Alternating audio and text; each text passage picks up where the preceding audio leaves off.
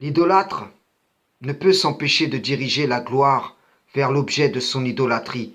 Aussi, ici, j'aimerais faire un rappel simple, car les gens ne se rendent pas compte que lorsqu'ils glorifient un messager, que ce soit Moussa, Issa ou Muhammad, un message, la Torah, l'Injil ou le Coran, eh bien c'est un dévoiement de la gloire due à Allah seul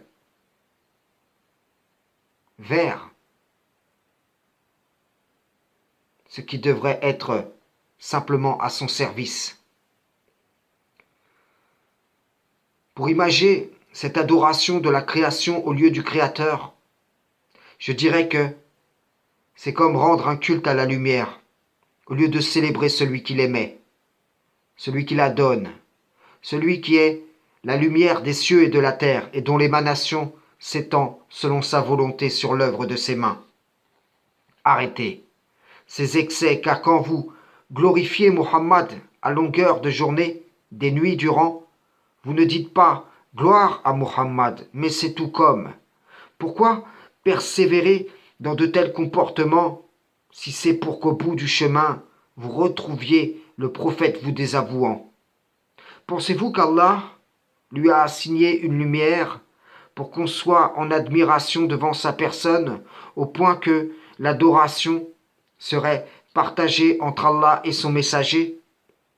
La dernière des choses qu'aurait aimé ce messager ou un autre, c'est qu'on l'associe à Allah d'une façon ou d'une autre, qu'on l'adore en dehors ou à côté d'Allah d'une façon ou d'une autre, qu'on en fasse une idole, comme il l'est devenu de nos jours, pour une grande partie des gens se réclamant du Coran.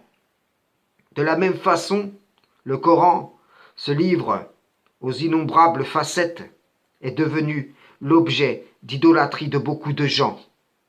Vous ne vous en rendez pas compte à l'intérieur, mais vu de l'extérieur, c'est aussi flagrant que l'idolâtrie dans laquelle sont tombés les gens se réclamant de l'Injil concernant Issa, fils de Mariam. Et donc, l'idolâtre de Muhammad dit « Pourquoi adorez-vous le Messie ?»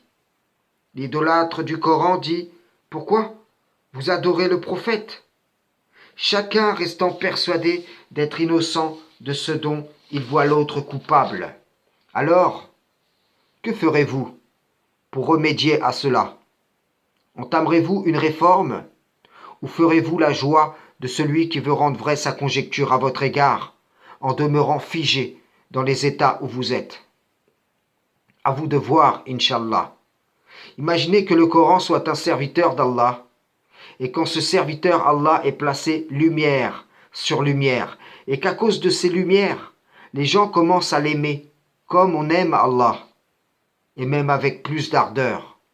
Ne seront-ils pas coupables comme ceux qui ont agi de la sorte concernant un serviteur ou un autre? Le Coran est tel une lampe. Si tu la diriges devant, elle t'éclairera ton chemin vers Allah.